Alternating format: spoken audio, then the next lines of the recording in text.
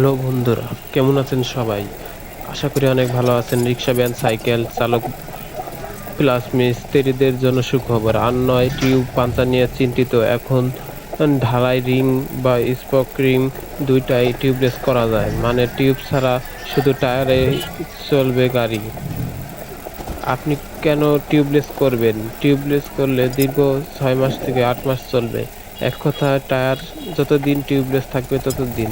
তো আর দেরি কিসের? এখনই করে ফেলুন ভ্যান, রিক্সা প্লাস সাইকেল টিউবলেস। আপনারা জেল, নলগোড়া এগুলো কোথায় পাবেন? এগুলো আমাদের কাছে পাবেন। যদি নিতে চান তাহলে আমাদের স্ক্রিনে দেওয়া নাম্বারে যোগাযোগ করুন।